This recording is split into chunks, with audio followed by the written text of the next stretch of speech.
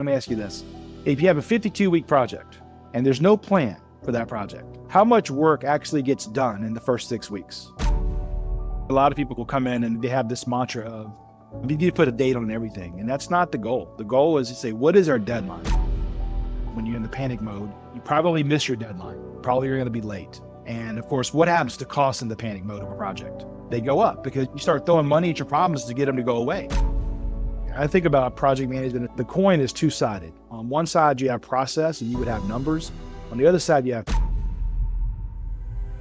expert advice, practical tips, real-life stories. Have less stress, more time, and more money in your business. Welcome to the Cashflow Contractor. Martin, I feel outdone by the backgrounds today. You've got, your whole family, your favorite dog, your book that you've written. Yeah. I've got some sketches here, but our guest today, Clint Padgett, has the ultimate setup. You got the excavator, the cars on top, the 2 books about project management. Rocking it. Yeah, I agree with you, Khalil, and all you've got is God. Yeah, I get your point. Yeah, something like that. And I should explain that, but you have some scenes from the Bible that have been painted. Yeah. I don't know how Well, to hey, speak I actually for- do have, I forgot about this. I've just set this up today or yesterday. I've got Getting Things Done by David Okay. Allen. So Yeah. I've got a book too now. I've stepped my game up. Cool. Clint, welcome to the podcast. No, thanks for having me. I'm happy to be here. Yeah, this is going to be a really fun episode. We've been wanting to get a project management episode on the show for a long time, and it's actually been really hard to nail down a project manager, maybe because they're so busy. But you have a pretty interesting company. Tell us a little bit about what you do. Yeah, so the company is called Project Success, and what we do is really 2 things. We teach classes on how to build project plans and control complex projects. And then oftentimes client will say, "This is great, loved it in the classroom. Can you come stand by us in our project?" And the way I like to think about it is, one is teaching you how to fish in the classroom, and the other one is standing in the stream with you, showing you what you're doing wrong and how to correct it. So really, we have a training part of the business, and then we have an execution part where we actually go help our clients plan and control complex projects. And to me, it sounds a little bit like you're also the one that's like you're coaching the project managers in some respects, right? 100%. We rarely are the project manager. We really think that Right. ought to belong inside the business. And so part of the thing we always promise the client is we'll work ourselves out of a job. We're a small boutique consulting firm, so we're not your typical consultant who just gets your claws in and stays forever. We can, if that's what you want. And some of our clients who've been there for 40 years, but that's at their request. We usually our goal is to come in, get you trained, show you how to do it on your projects, mentor you, and then slowly work ourselves out so you're self-sufficient. And then some people say that's a bad business model, but the reason it's worked for us for so long is all of our business comes from past clients. When they go somewhere else, they'll say, "Look, these guys they're going to do really good work and they won't be here forever. And it's what you need." And so it just continues on, pays it forward. Yeah. That's amazing. I love that. The project manager's project manager. So, our audience, we've got people all the way that are just starting out to, probably not so the size of some of your current clients like Coca-Cola and Caterpillar, but they're decent sized. They're doing maybe 10 million in revenue, and they've got project managers. Yeah. So today I wanted to bring you in to talk about the worry curve, and maybe you can define what the worry curve is and how it applies not only to Coca-Cola and Caterpillar, but to companies like the small contractor that's doing $1 million in revenue. Yeah, I think it's probably even more important to the smaller businesses where every dollar really counts, right? The bigger you get, $1 or $2 loss probably doesn't really affect you. But when you're a small business like we are, so I totally get that, $1 matters, right? So the idea behind the worry curve is, I can give you a quick story. So basically, one of our founders, many, many years ago. So to give you some backstory on me real quick, I grew up in South Carolina and joined the Navy right out of high school, which is, this is my life basically behind me. So up on the wall, we've got my ship I was on, the USS America, which is an aircraft carrier. And then the 2 books I've written. And then of course, Caterpillar being one of our clients. The cars above it is Skoda. Done some work for Skoda in Poland. And then I need to put my Coca-Cola stuff up there as well. But, basically getting into this was very circuitous for us. So for me personally, after the Navy, I went to Georgia Tech and have a double E degree, and then went to work at Coca-Cola. And in 94, the city of Atlanta got awarded the Olympic Games for 96, and I wanted to work on that. And I had heard that Project Success got the contract to work on the Olympics for Coke. And so I left the company, went to work for Project Success, be able to work on the 96 Olympic Games here in Atlanta. And my goal was to do that for, a couple of years and then come back to the company. But I ended up liking this job so much that I decided to stay. And that was 31 years and counting. So I'm really going to make this a career, right? So I started off when I joined in 94, I was one of the youngest people that ever hired. So the joke is they gave me this title because they didn't want to call me a consultant in case the young kid couldn't do the job. So over 11 years, I worked my way up the food chain. And then in 05, when the existing owners wanted to exit, the founders wanted to exit, I was able to buy the company. So 31 years with the company, 11 as an employee, and the last 20 as the owner. But one of the original founders was telling me the story about, because all the stories I'm going to share with you today are my stories. This one happens to be that one of the founders, Tom Clark, said that this guy came to one of his classes who built houses for a living, and he's in the front row reading a paper, which is kind of rude. But he said he's just the reading his equivalent paper. of the cell phone nowadays. Yeah, the equivalent of the cell phone, exactly. Yeah. So he's reading the paper, and he says it got to this part on day 2 about the time cost trade-off, which is where you're willing to spend money on a task to speed it up in order to save time on the project, which is generally a lot bigger number. So to put it in context, some of the projects I worked on, they had liquidated damages. Every day they were late, it was $1 million a day in liquidated damages. So suddenly spending $50,000 to not be late by a day is worth it because you're not going to spend $1 million, right?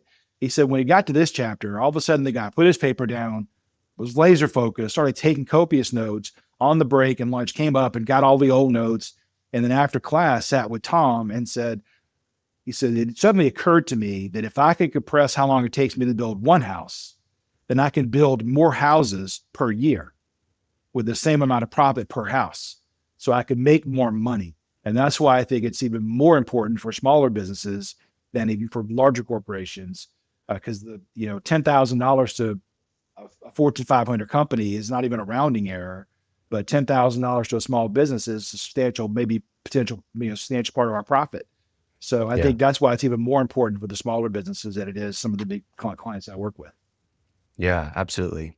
So what is the worry curve? Can you explain that to us? I think we all probably know what it is, but define it for us so that it can resonate with us a bit more. Yeah, sure. So basically the idea is you have you have your X and your Y axis. And on one axis you have worry, and on the other axis you have time, right?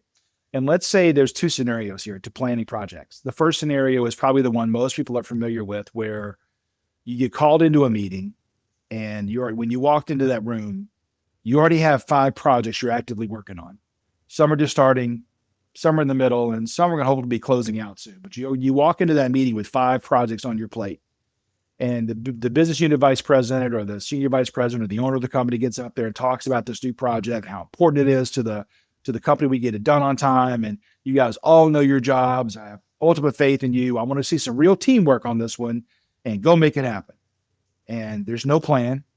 There's no plan to get a plan.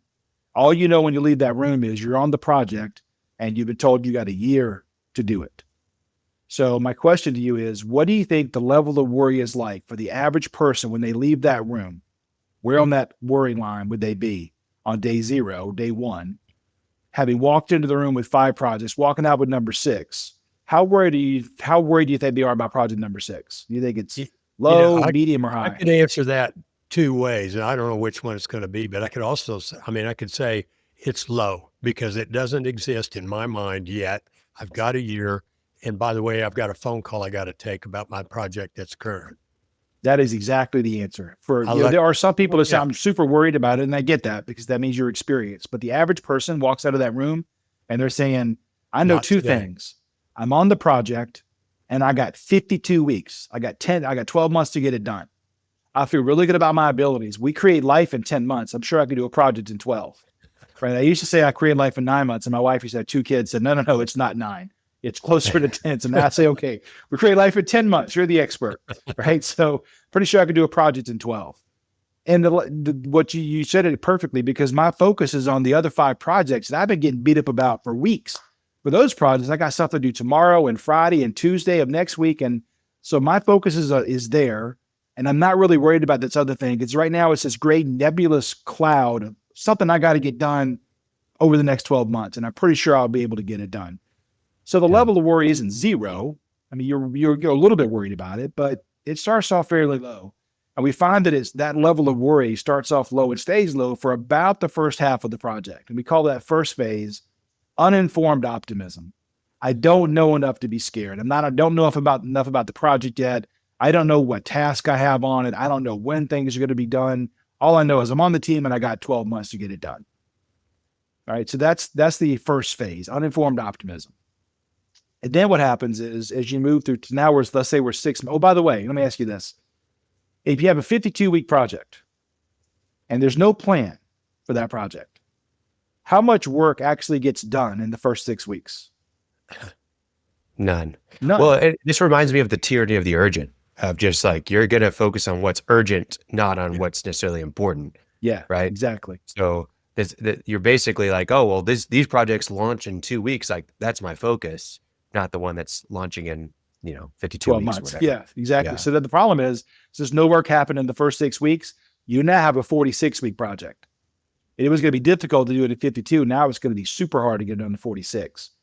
So about halfway through the project, your level of worry begins to rise. While you were super confident you could do it in 12 months, you're not as sure you can get it done in 6 months. And you got this really bad feeling that, man, there's some work I should have been doing, and I haven't done it yet. Your stomach starts to get tied up in knots when you think about the project. It's a Maalox, how many bottles of Maalox you're going to have to go through, right? You see your team members walking down the hallway, and you hope they don't bring the project up. And if they do bring it up, what you secretly hope is they also aren't working on it, because you haven't been working on it.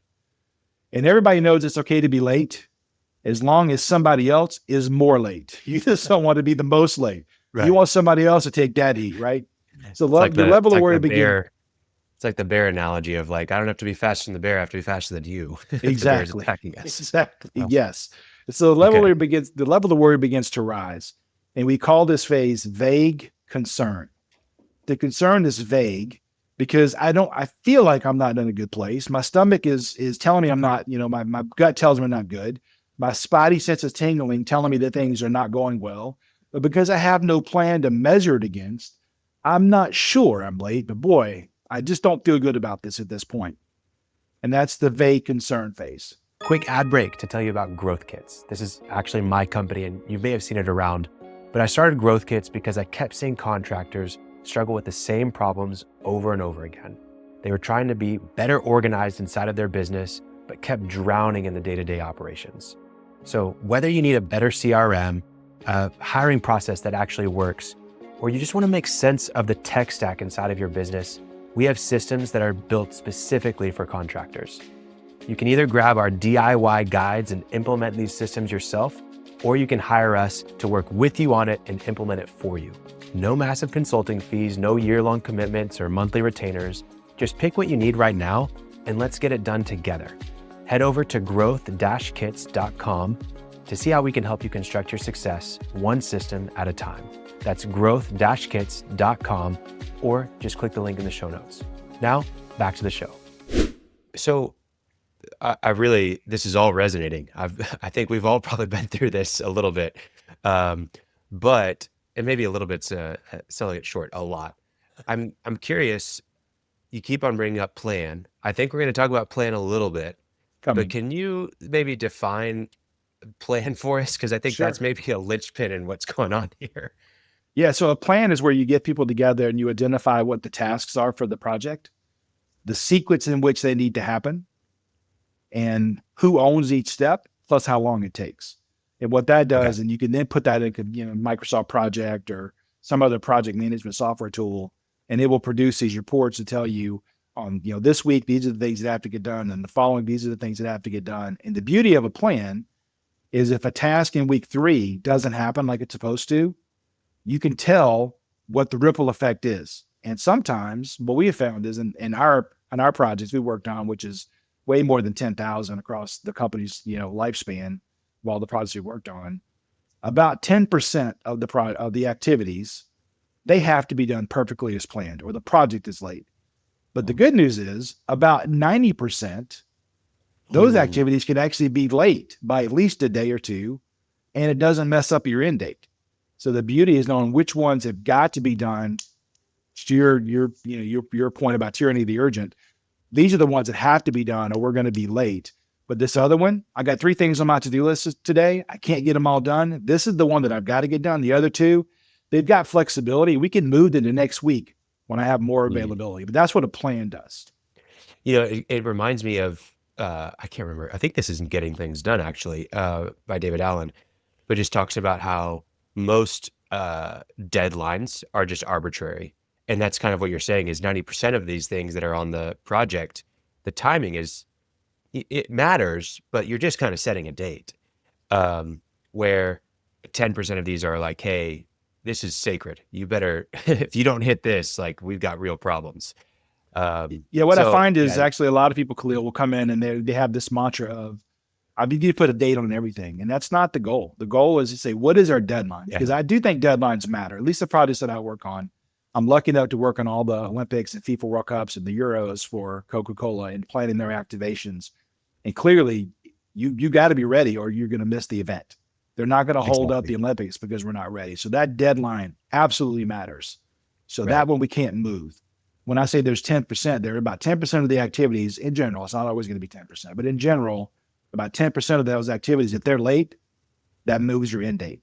But the other 90%. Are we kind of describing the critical path there? I mean, we are. I wasn't going to use terminology quite yet, but that's it. Yeah. We'll come back to it. I just wanted to understand, because you kept referencing the plan. And I think that people's definition of plan is definitely all over the board. So that's really helpful to kind of go through that. So I took us off course. We're talking about phase 2, vague concern. Vague concern. Let's jump back into vague concern. All right. So once the vague concern is passed, we move into the third and final phase of the project, which everybody knows is called what? What do you think it is? Panic. What's the last phase of the project? Panic. Exactly. Shit panic at the fan. Yeah, that stuff too. Exactly. So panic sets in. And then of course, if you think about panic, what almost always happens is when you're in the panic mode, you probably miss your deadline. You probably are going to be late. And of course, what happens to costs in the panic mode of a project? They go up because you start throwing money at your problems to get them to go away. I mean, I've seen projects where we had to air freight concrete block to a construction site, which is that's not the recommended shipping method. That stuff should go on a truck. But what happened was it was a special brick needed for the facade of a hotel that didn't get ordered with the standard package. And by the time they realized it wasn't ordered, the only way to get it there in time to open the hotel was to air freight. And the cost of air freight was incredibly expensive, but it was still less than the opportunity cost of not opening the hotel on time. Right. So what would have been better is to do a better job of planning up front so that you don't miss the deadline and you can just regularly ship, right? So anybody listening to this podcast going, I'm never going to have to rent a plane. Really? So you've never sent something via FedEx or UPS? You've rented part of a plane. You didn't rent the whole plane, but you rented part of a plane. That could have gone by regular mail, a lot less money, but you had to ship it through FedEx to meet a deadline. So everybody falls into this category, maybe not to the extreme of that. I think the easiest one is just overtime for people. Like paying overtime is what you're doing in phase 3, and you're wasting a lot of money. You are. It's very expensive. Well, and the other one, mistakes. I mean, having to ship by air is a mistake. Yeah, that's a mistake. Get wrong parts or wrong piece, or we can get everything except that last screw. And I remember during COVID, faucet manufacturers didn't have some little washer that you needed in a faucet. And so all these granite guys that we know couldn't finish their jobs because they couldn't put the faucet in because of a 1/100th of 1 cent white piece of plastic. I mean, anyway. I've seen projects where they had, cost savings and they went to a different country to get it. And the samples that they vetted were perfect, but the product that actually came in wasn't. Right. And so that supply chain person was able to get a cost savings of, $10 million over the life of the product, but then it cost them 20 million in warranty repair cost. So Oh my gosh. it doesn't always pay off, Yeah. right? Yeah. Yeah. So the panic phase is of course expensive financially, but it's also what happens to quality in the panic phase is it suffers because you start cutting corners to get it out the door, right? It's like, well, this will have to do. I know we said before we rolled out that new ERP system, we'd have a full colored video for our training program, but now we don't have time for that. We're going to have to go with just black and white photocopies of the old manual marked up. That's all we got time to do. So you start cutting corners, so your quality suffers. So nothing good happens in the panic phase, nothing. So once you're done, think about you're in the panic phase and you're probably working 80 hours a week at this point to get you. By the way, if you had 6 projects on your plate, you're probably spending 100+% on this project now. And the other 5, they're getting delayed. So bad things are happening, right? Yeah. So you're working 80 hours a week on this project and you're cutting corners to get it out the door. And so you can't even take pride in your work product. You're like, this is crazy. So you end up losing really talented people in the panic phase of the project because they go, I'm killing myself and I'm not even proud of what I'm doing. There's got to be places that don't do it this way. I'm going to go work for one of them. And so you lose really talented people. The other thing that can happen is you can get reputations that attach to you that are not your fault. For instance, what ends up happening, and we'll talk more about this when we talk about the critical path, but if you have a 52-week project, what ends up happening is those people in the first few weeks, they think we have plenty of time. So if I'm late, it won't matter because there's still 51 weeks left. But you know who doesn't get to say that? That group at the back end, the group that's right before go live or launch or, certificate of occupancy. Those guys, that team, they get hammered. They get stuff delivered to them late. Let's say it comes into you 6 weeks late, Khalil, and you stay up nights and weekends and you and your team, and you do Herculean efforts. You deliver it 3 weeks late. It came to you 6 weeks late. You get out the door 3 weeks late. Are you applauded for having made up 3 weeks of lateness? Or are you only remembered for being 3 weeks late? Only remembered for 3 weeks late. So now you got this reputation of, Khalil's on your project. He's always late. Like, no. Yeah. You should be patting me on the back. I made up 50% of the lateness. And so nothing good happens in the panic phase of the project. So I want to spend a little bit of time on this. There's several things that are coming to mind. So I'm thinking of a handful of people that I've worked with before that are kind of living in panic mode nonstop. And how do you get someone to, basically the analogy that I think of is literally their head is down. They're focused, they're panicked about this thing right here. And they're not seeing what's ahead. Yeah. They don't see that they're going to be losing so much money on the upcoming projects, that they're going to lose this employee, like you just mentioned, because they're tired of being there and not, getting the short end of the stick. They don't foresee what's coming up, but they also don't even have the capacity to sit up and say, hey, let's turn this around. Let's stop this cycle of, this vicious cycle that we're in. What are some of the ways that you can get out of panic mode? Like, yes. We're going to talk about like the critical path and how to do better planning and stuff like that. But what do you see as like the first thing in just getting out of that panic mode? Well, to your point, you got to look up, right? You're in the weeds and you got to look up.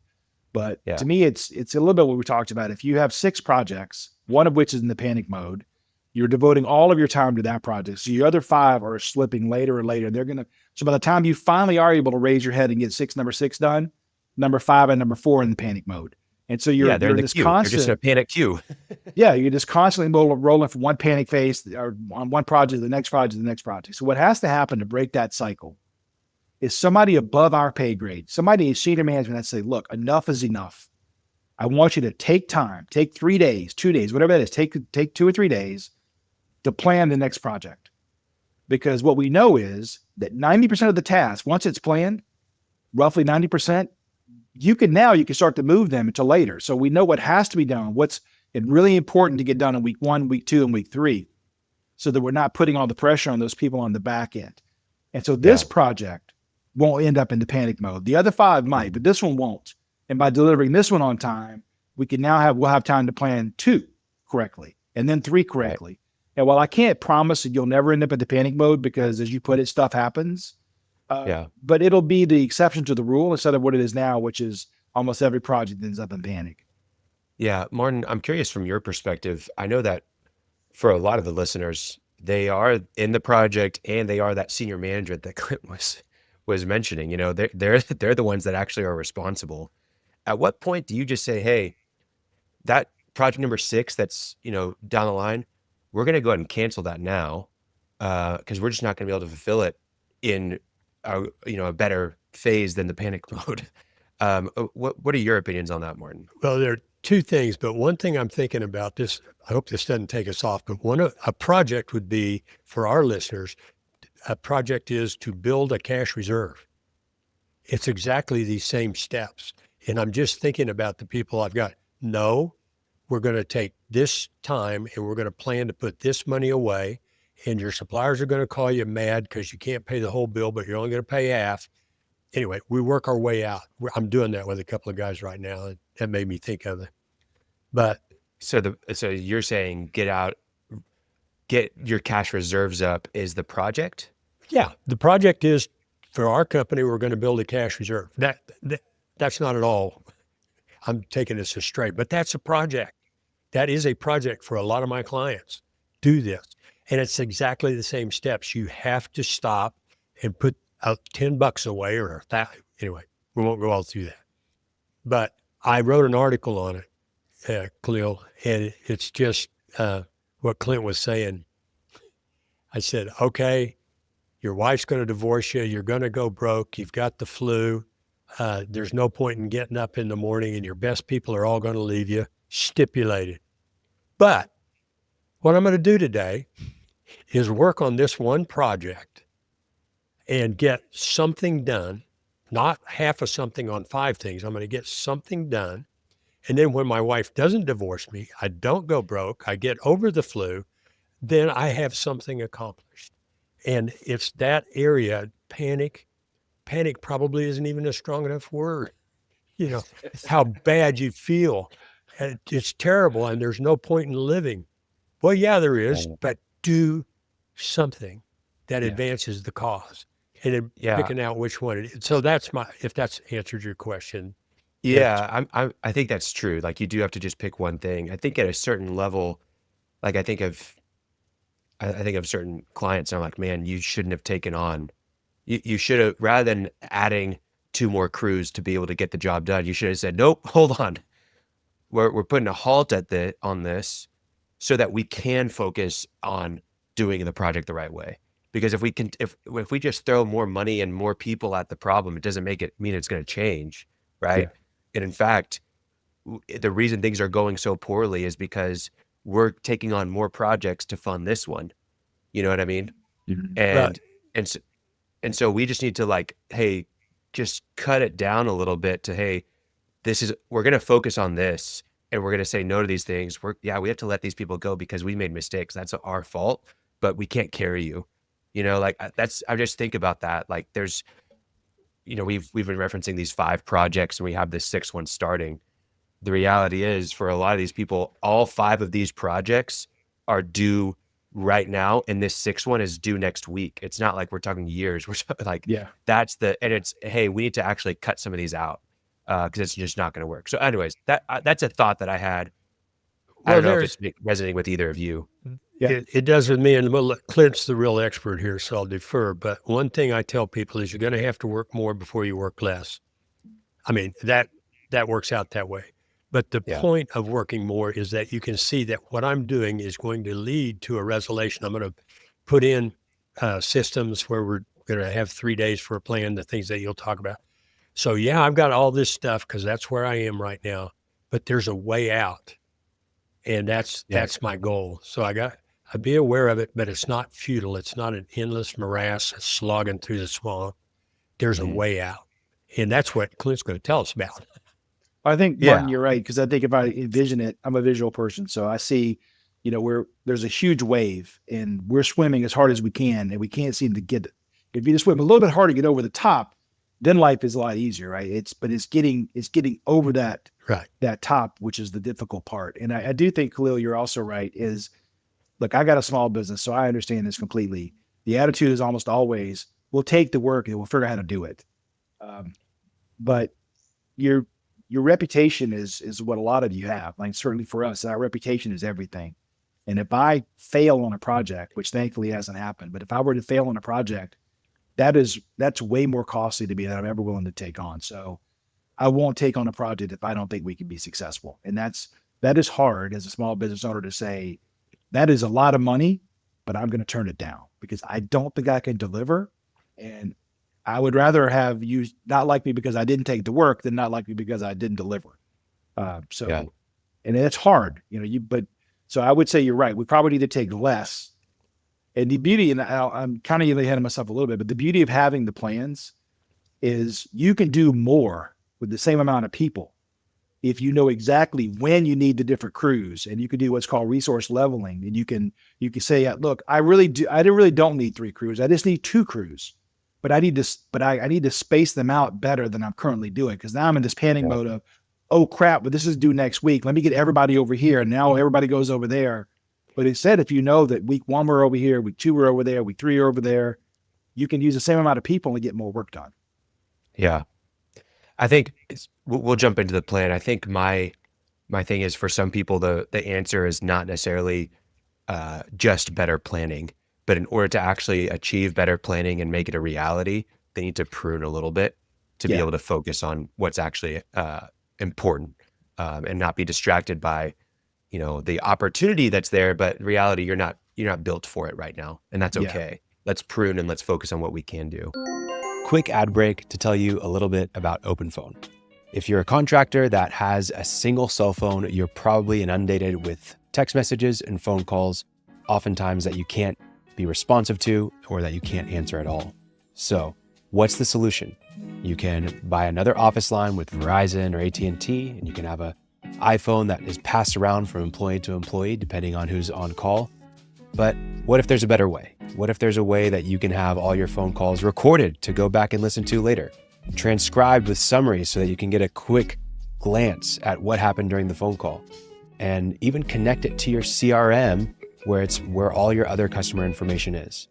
OpenPhone is the perfect solution because it does just that. You're able to add all the users you need to for whoever needs to have access to the lines for your company phone. And then you can also find all of the information you need at a glance with a centralized location for all phone calls and text messages with your customers. Whether it's for marketing, for sales, or for service, OpenPhone is the perfect solution for you and your team. If you're interested, we have an offer down the show notes from OpenPhone. Please click the link down the show notes, or you can see it here on your screen to be able to find more information about OpenPhone. Thanks for listening. Back to the episode. Okay. So we understand the 3 phases. It starts with uninformed optimism. We move into that vague concern of like, it's coming up. And then we also understand the panic very well. We've all been there. So how do you avoid the panic? How do you actually make sure that you're executing well? I'm assuming it starts with planning and critical path, which we've kind of referenced a little bit. It does. So basically take the same project, the same team. The only difference is rather than a 30-minute kickoff meeting, which you can exit with no plan, you actually pull people together for 2 or 3 days. And to me, this is scalable, right? So on my large projects, it might be 3 people on my team for 3 weeks, working with 50 people on the client site. Smaller projects, we can get then one consultant in 3 days, working with a team of 10 or 15. So to me, it scales. And some smaller projects, maybe it's just 3 people for one day. Maybe that's all it takes. But to Martin's point, let's get something done, right? So what we would do is, for us, it's a 3-day planning session. We bring people together face to face. And so that's also one of our challenges in today's global world is, why would I want to incur the cost of bringing people together? And here's why. And maybe if you're a small group and you all work in the same building, it's not a big deal. But we work on a lot of global projects. And so bringing people together to the same place can be quite expensive when you're flying up from different countries to one location. And they're always like, we don't need to do that. We can just do it virtually. Or we'll just send it to them. My least favorite one is we'll socialize it. We'll send it to them and get their feedback. The problem is nobody looks at it. When you email them, they're not going to look at that. They're just it's either going to get auto archived and deleted, or the most you'll get is, okay, but you didn't really look at it, right? So when you do what we're talking about, you bring people together in a room for 3 days or 2 days or whatever it ends up being for the smaller projects. And over that time, you're building a plan. You're building your plan for your project. right? And it's really important. So each one of us is saying, no, that's not my task. That's Joe. Joe does that. And Joe says, no, that's why it never gets done, because that's not my job. So we have these arguments and discussions in the meeting where we solve them. So we figure out it's not Joe, actually Fred. Fred should be doing this. Fred's not even here. Let's get Fred in the room. That's been the issue. Fred's never been around, and he's not here to talk about what his task is. So in that session, you come to terms, first of all, on what we call the scope. So what is it we're going to do? What did we agree to deliver? So we as a team have to decide, because if there's 10 people in the room, there's probably 5 different opinions on which direction to go. And then once the team comes to terms, we need to run that by the customer and go, is this what you want? This is what we think you want. Is this right?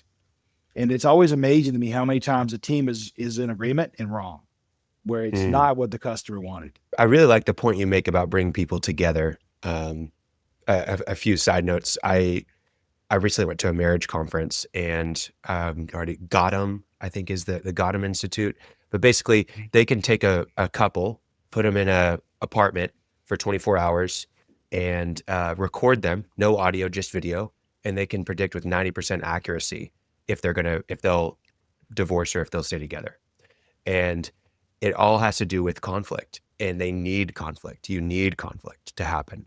And so much of what you're saying is true. I personally, we have a remote team. We get together on these, Zoom meetings, and we have emails and Slack messages back and forth.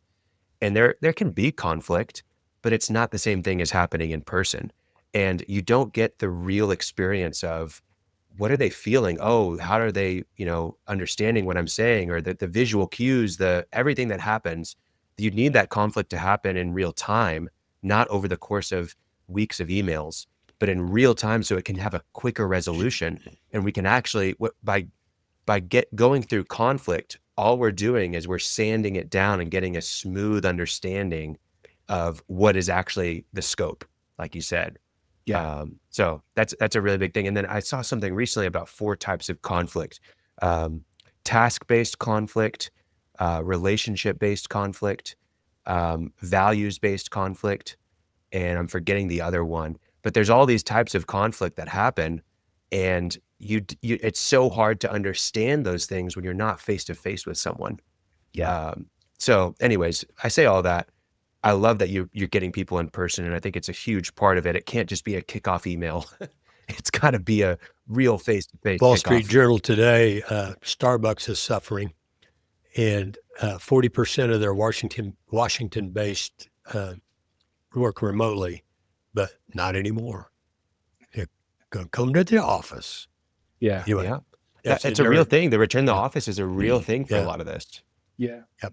So you bring up a good point. Let me dig in this a little bit more, Khalil, because Absolutely. it's actually a separate topic, but it plays perfectly in this thing we're talking about. So, there is a difference between communication and conversation.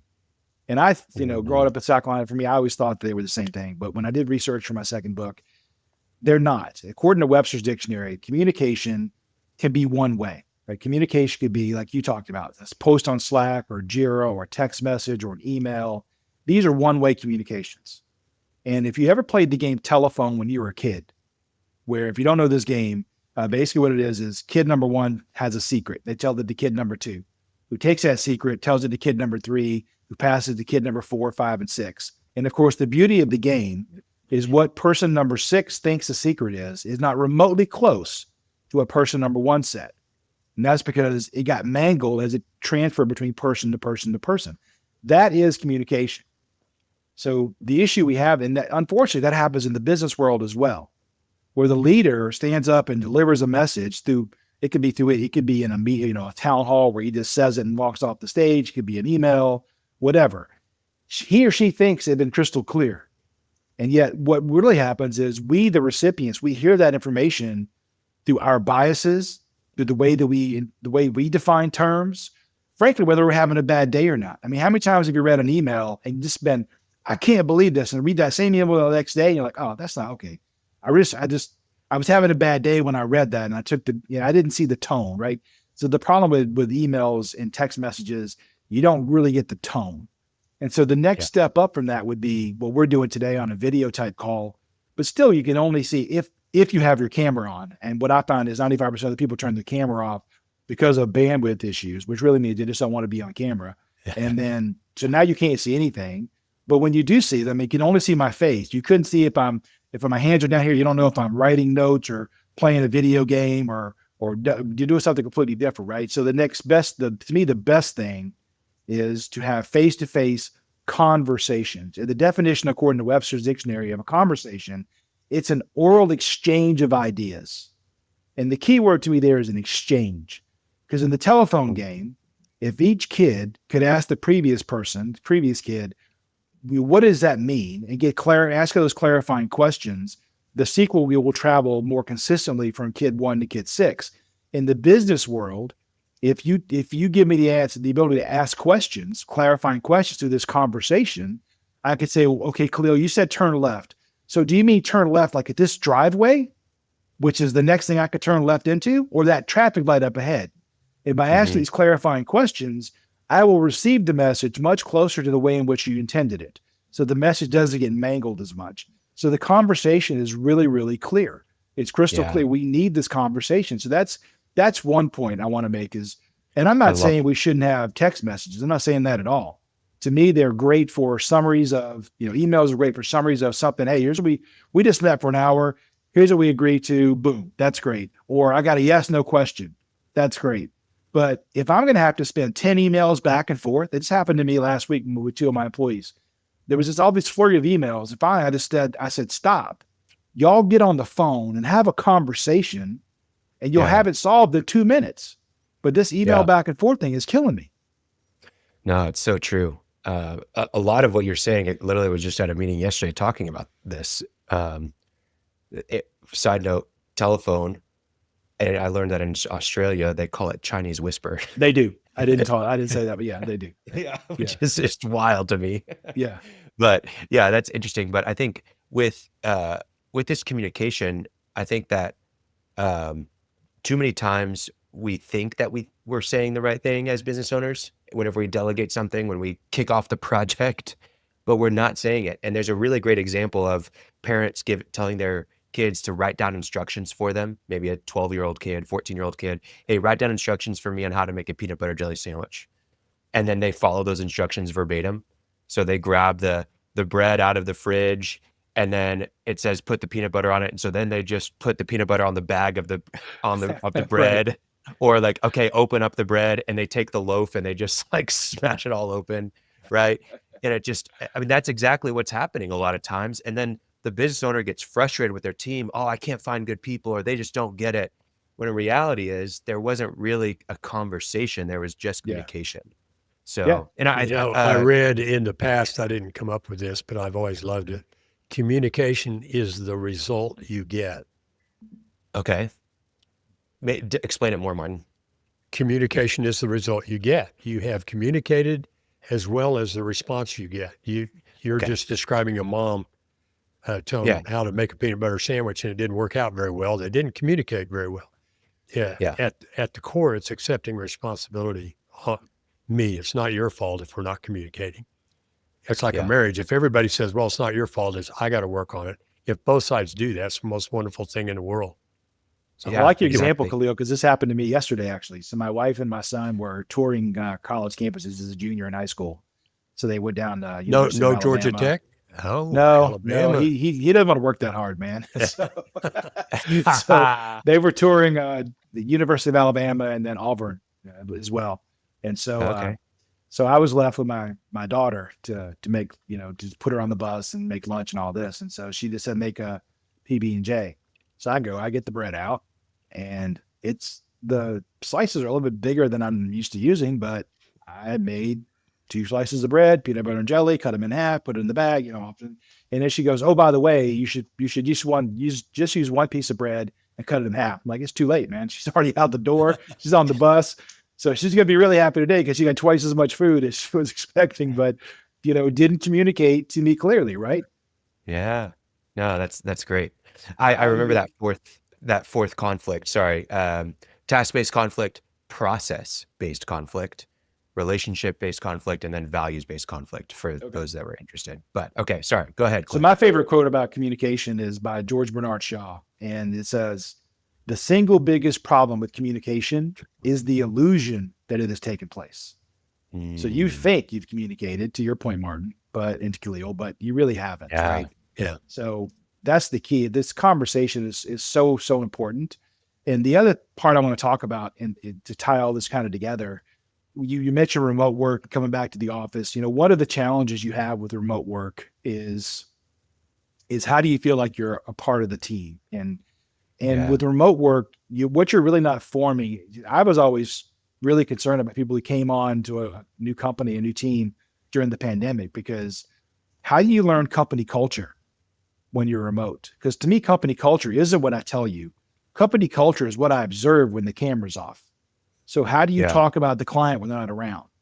What is your demeanor after the call? Do you slam it down and start cussing at the phone when they can't hear you? That is culture, right? And how do you get that culture when you're not really in the room with the people? And the other one is, how do I pick a mentor? I mean, how do I get mentored in an environment where I don't know who's going to tell me what the right thing to do is, right? So that's a different topic, but that's one of the challenges that I see with hybrid and remote work is those two things. But the biggest issue for me on projects that I work on, and again, it may not be quite the same thing because I work on some geographically dispersed teams, but even if you're in the same city, but you don't work all together, everybody's remote, this can happen. So let me give you an example. Let's say I work for Acme Corporation. And I use Acme Corporation because if you're of a certain age, that's who the Wile E. Coyote buys all the stuff from to get the Coyote or to get the Roadrunner. If you don't know what I'm talking about, it's okay. It's not really germane to the story, but I like the Acme Corporation example. So I work for Acme Corporation. And at Acme Corporation, so I have multiple projects that I'm working on. And one of those is for, I interact, when I do my stuff for project one, when I'm done, I email it to Khalil and he does something to it and some magic happens and the product launches, company makes money, everybody's happy, right? So here we are, it's Friday afternoon, it's 7:00 at night in the evening. I've already put in 60 hours this week on all my projects, and I still don't have this task done for Khalil yet. But I don't really feel bad because look, man, I put in 65 hours, 70 hours this week. I've done my fair share. It's not my fault. The boss gave me work that I could possibly get done. So I don't really feel bad about it, but I don't get Khalil's activity done. So let's say Wednesday of the following week, I finally finish it. I emailed to Khalil, say, hey, Khalil, sorry I was late, but last week was just crazy with my other project work. Hope all is well with you and the family. Let me know if there's any problems, and boom, I'm done, right? Now I'm back thinking about my other 5 projects. And all I know is eventually Khalil did his magic. The product launches come to make money. Everybody was happy. This is great. So no problems, right?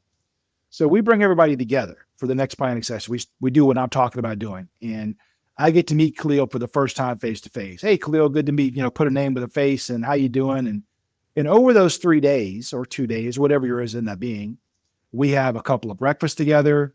We have some coffee break together. We probably have a group dinner together. We have some lunches together. And I get to know more about Khalil. And I get to know Khalil has 2 kids and I have 2 kids. And his kids are 17 and 14 and my kids are 17 and 13, right? And his kids play soccer and my kid plays trumpet or whatever, right? So what I'm doing is I'm taking Khalil and converting him from an email address to which I feel no responsibility, no accountability at all, to Khalil, a human being that has 2 kids, the same age as my kids, who I form a bond or a connection with. And what we found is we can run super complex 2-year projects 100% remotely, globally, if we get those 2 or 3 days at the beginning together face to face, because I establish a connection that I don't otherwise have. Because then what happens is when I go back to my location, let me step back. I missed a step. So let's say that over the coffee break, I'm learning more about Khalil, and over the next couple of days, he and I, get to know each other. We walk back into the room. And at this point in the process, we've got the critical path up. And so let me go ahead and formally define what a critical path is for those who don't know. If you've got 1,000 activities in your project, the critical path are the ones that if they're late, your project is late. That's how it works. If that task is late, your project is late. And so the technical definition is it's a connected series of activities whose combined duration is the longest of any other path through your network. And so we see the critical path, and I'm looking at it, well, that doesn't make any sense. That says I'm on the critical path, and I feed into Khalil, and Khalil's also on the critical path. Well, that's clearly not right, because I say, Khalil, something is wrong here, because I remember on the last project, I was a few days late, And yet the project still got delivered on time. And Khalil says, no, that is exactly right. He says, the problem is, Clint, you were 3 days late. I remember specifically it was 3 days because I had to work 2 consecutive weekends to make up for your lateness because I knew that I couldn't be late or the project would be late. And he says, Clint, I know Clint's a 5-letter word, but in my household, you were a 4-letter word for those 2 weekends because I had to work all weekend. I missed my daughter's recital, my son's soccer match. I missed these big events in my kid's life. And I got to tell you, man, I was not happy with you over those 2 weekends. So now I start to feel bad because, I'm a human being and I have 2 kids. I wouldn't want to miss some big event in my kid's life because of somebody else. So nothing has changed. He's still Khalil at acmecorporation.com. But when he goes back to his house and I go back to my house, the next time I got a task for Khalil, I'm going to make sure that I'm not the reason he has to miss his kid's big event. So I start to hold myself accountable because it's not just an email address. It is now a living, breathing human being that I have formed a bond with. And that bond does not happen virtually. It happens when you are face to face. And I got one more thing I'll say and then I'll open up for questions. But I interviewed Dr. Sherry Turkle at MIT for a podcast once.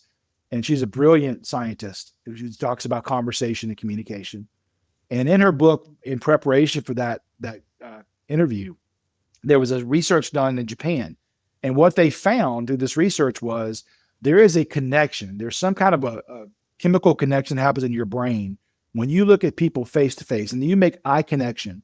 There's something chemically that happens.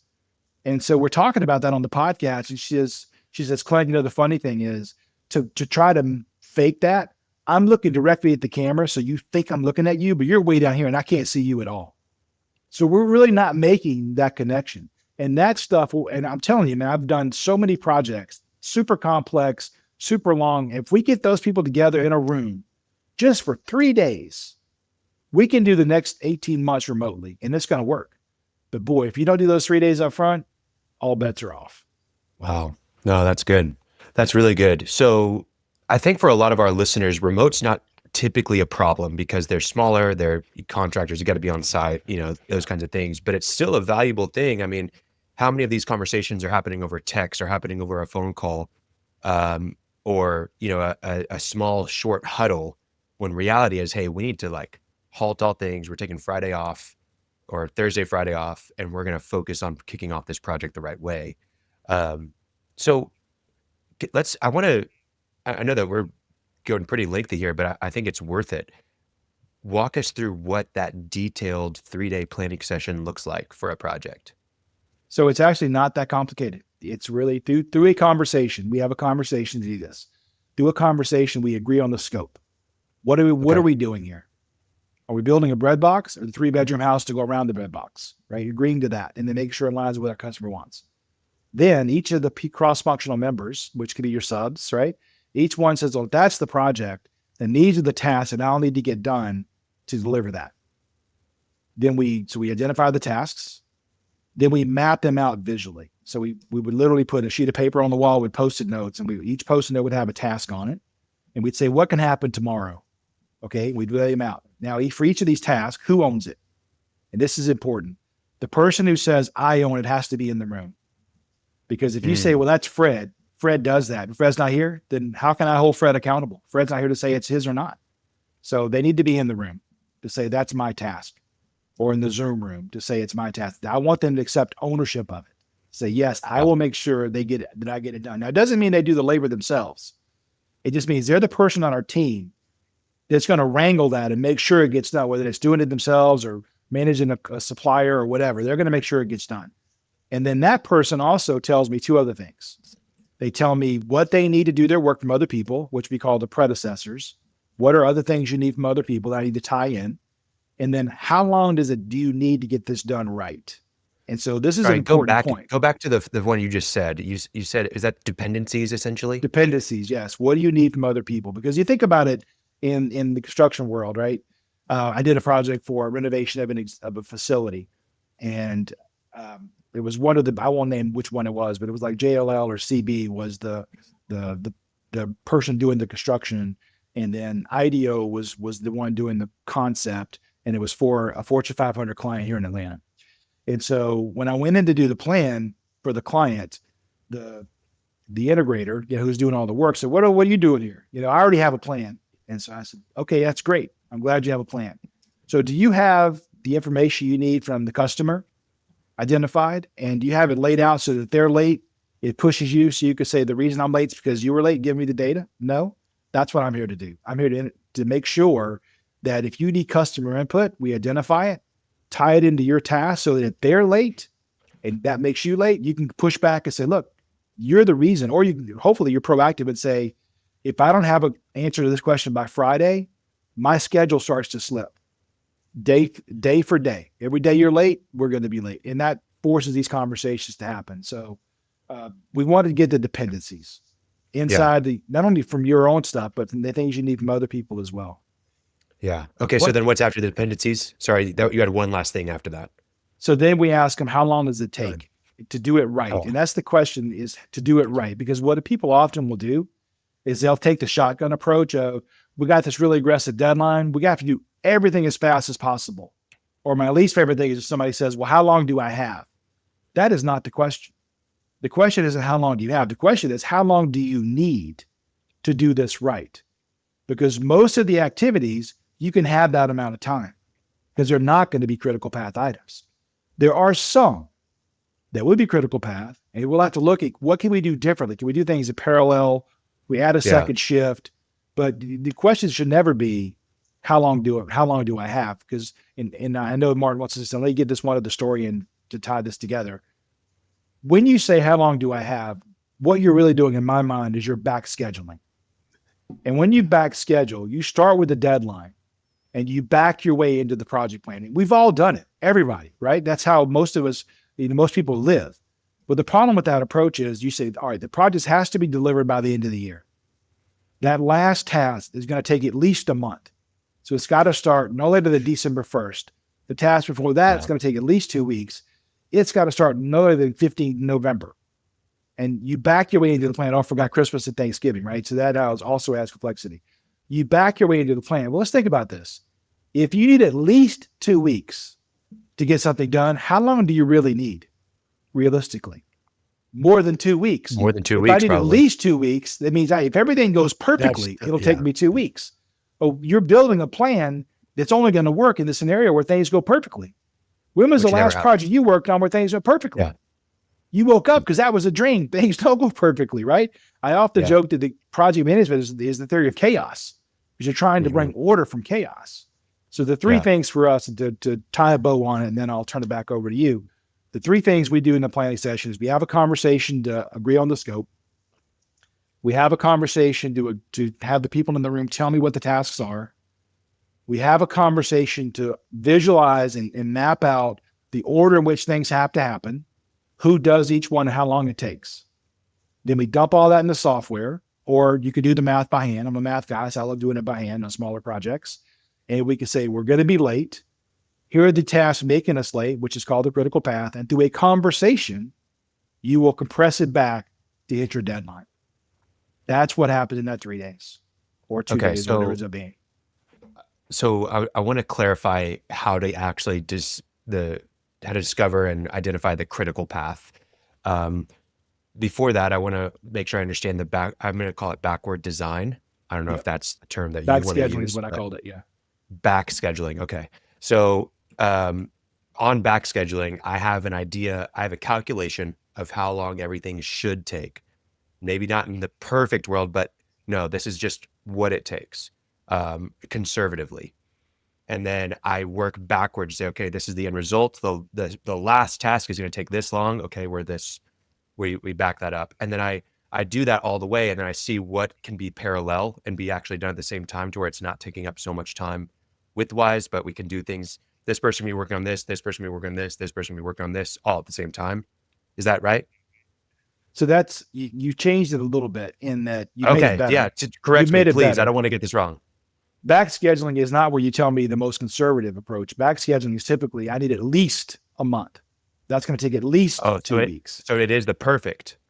Yes, it's the perfect. In a perfect world, I need at least this much time. Okay. And then when you back up, you realize you should have started the project, 3 months ago to hit this deadline. So what we're talking about is forward scheduling, where you plan for what you would actually need realistically need. Okay. And by doing that, it's probably going to make you extend beyond the deadline that you have. But that's okay, because we'll identify the critical path, which is the path making you late in this case. 90% of the activities can take as long as you need. They won't have to be compressed. But this other 10%, they will have to be compressed the way in which you said. Do some things in parallel, maybe add a second shift. Maybe I've got to go pay for that more expensive agency because they can deliver faster. And it's still going to be worth it to me. So by making these decisions, we'll compress back to hit our deadline. So in both examples, you hit the deadline. One is unrealistic. And in my example, you've realistically hit your deadline with a plan the team believes can actually be done. And you've got it where 90% of the activities can take the amount of time they need.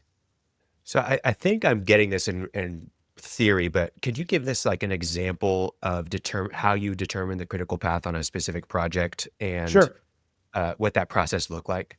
So that's a good question, because, one of the things we have to talk about in project management is some people will say, the important activities are the critical tasks. No. You must divorce yourself. You can't conflate those two terms. There are going to be activities that are very important to you and to your boss and to whomever, that because they could be late by a day or two or three, they aren't critical. So the reason I bring this up is you're going to show the critical path and the boss is going to walk in the room and go, that doesn't make any sense. The permit's not on there. The permit is always critical. No. So the permit is important, but it just so happens there are other things that are taking longer than the permit. So the permit, while incredibly important to you, isn't what's driving the end date. It's something different. It's this other sequence of activities that is taking longer. So to find the critical path of a project, what you would do is as I said, you would lay out visually what the tasks are. So let's say task A takes 5 days, followed by task B takes 5 days, followed by task C takes 5 days. That path is 15 days. In parallel with that, you've got a task C that takes 10 days, a task D that takes 10 days. That path takes 20 days. So you got a path at 20 and a path at 15. It's the path at 20 that's the longer path. That's the critical path. And you see most people using software because, there's some, I know I've got lots of clients who are using softwares that do that for them, but on smaller guys, can they map this out by hand? So let me say this. Every project that we worked on for 41 years has been drawn by hand. We do 2,500 activity project plans. The biggest I worked on one for Caterpillar for the ag tractor called the Challenger tractor. It was 25,000. Challenger is, ag tractor. Yeah, 25,500 activities done by hand. Wow. Because that drives conversation. That drives clarity. That drives discussion. That drives dialogue. That drives argument. Building that model by hand. Because what we found is you can come back a week later, look at that document and go, I remember we talked about this. We erased this line and moved it over here because we had this conversation. You don't get that if you go straight to the software. So we always build the model and then we go to the software. That point is great because that's not part of my role in most things, project management, but you open it up and you're looking at a little piece of the line. Exactly. If you got a piece of paper on the wall with Post-it notes, you can see the whole, and by the way, the P-51 Mustang, right? Yep. The airplane, built in 90 days from start to finish. I didn't know that, but yeah. It was built, awesome. It flew 90 days after they started on it, and it revolutionized. It was the game changer of World War II. Mm-hmm. Edgar Schmid, Mustang designer. They did it with critical path, red and green, equivalent of the same size as Post-it notes. I've seen pictures of it. Yeah. And when it was done, it flipped green. So they could always go in there and look and see where they were, what was green and what was red, and 90 days in the middle of the war. So anyway. So I think we always start with the visual document, right? That's built by the team to make it their plan. Then we computerize it. So the question you originally asked was, is there software? Of course there's software. Microsoft Project and Primavera, which is Oracle, are the two 800-pound gorillas. But we always do the math by hand anyway, because what'll happen is I need to tell the team where we are before they leave for the day. And I know it's going to take me several hours to get this in the software. And I can quickly do what's called the forward pass, which is when does each task start and finish based on the sequence and the duration. And then we do what's called tracing the EPS. We can figure out the critical path by hand. That's very two calculations, very quick, very easy to do, even on big network diagrams. But then, of course, for the long-term usage, we always use the software to be able to change the duration from 10 to 15 and see what the impact is and have it ripple through. So software is a great time saver for us, but you can absolutely, with smaller projects, you can do this. And I remember early in my career, one of the guys that I worked with, we built the map as we always do, the model on the wall. He never used the software. He would get on the phone and he would say, Joe, your task is supposed to start on Friday and finish on Tuesday. Is it done? And he would mark it off. Great. There you go. Sue, he would just do it and mark it. It was great. You could do the math yourself. It's easy. It's really simple. Wow. Is there a place on your website or someplace where a listener could go look at that? Because we're talking, and you, all three of us here are seeing each other. We've got our hands in the air, and I'm visualizing a whiteboard with a horizontal line, but something that people can see. Sure. Martin, it's not on the website. You've got to show up in person to the planning meeting to get a visual. So I want to be sufficiently motivated to come to the meeting. So a couple of things. One is this whole thing I've been talking about today, the shift in the worry curve. This is on our website. If you just go to our website and search for shifting the worry curve, that's shifting the worry curve. There's a white paper. We'll link to this in the show notes for everybody. Walks you through the whole process, then with graphs, and it's much clearer than me hand waving. And then what I'll do is here at the end of the call, I'll actually pull up one of my networks so you can see it visually, and you can include that as well. Yeah. Okay, perfect. We'll link to all of that in the show notes for our listeners. I just want people to not freak out listening to us. I mean, there are a lot of Builder Trend and Buildium and all those kind of things also have that all in there for them. And there are a lot of guys who can run that. But if you're starting out, how could I actually start doing this in my small company? Maybe I'm not got everything done perfectly, but at least I'm getting the idea. And as I begin to get the idea and hand out response, who does what by when and how, a plan, just a plan. And to start seeing the benefits, and then the change comes over time. Martin, it's funny. People come up to me in class and go, Clint, this sounds like really good stuff. We really ought to be doing this for the Olympics. But what about my project? My project is small and doesn't take that long. And I say, listen, the question isn't, so the other question people ask is, well, why would I spend 3 days planning a project that only takes 1 day to deliver? So my question, what I'll say back to them is, well, two things. First of all, it isn't about how long it takes to plan versus how long it takes to deliver. Because we have actually spent 3 days planning a 24-hour execution because it was $1 million was the penalty to be late. So we invested 3 days planning to make sure we weren't finishing in 25 hours instead of 24 hours. So it's more about what is the penalty of being late. Yeah. And frankly, if deadlines don't matter, then the rigor I'm talking about probably doesn't matter as much. You should, do your Excel spreadsheet and just keep going like you've been going, right? The other thing is, to me, it's also about, it scales. So yes, when I do Olympics, that's 3 weeks, right? If I did the 25,000 activity Challenger project, was multiple months to get that whole plan built. But this stuff scales down. I can in 1 day put together a small, simple project plan to have a party or to host an event. I mean, that's just scales. And so it's about building muscle memory. Don't say I'm not going to do it because it's simple. Use the simple ones to get good at your muscle memory, and then you're able to move off. I think that's better said. Was my point.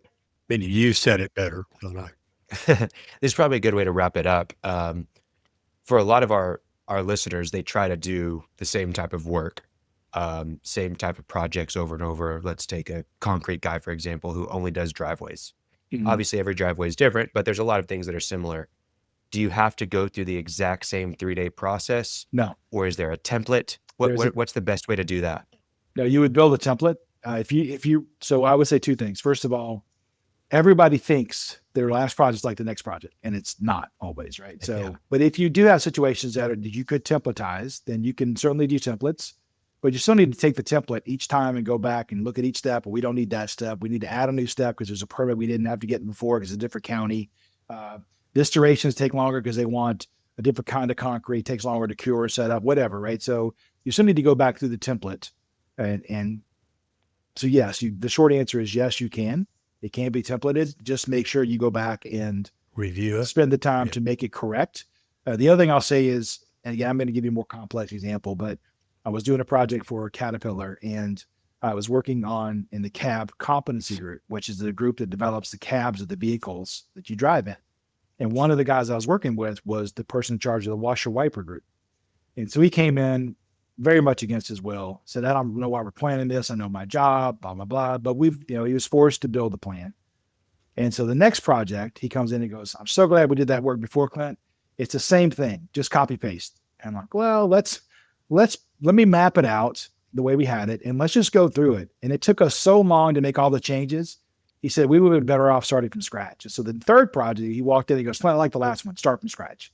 So the templates, everybody thinks they're just alike, but they often are not. But yes, if you do have a simple project, and we use these sometimes in semiconductor projects, we'll have blocks, which is the same cut paste, but you still have to go through and make sure they're correct and accurate each time.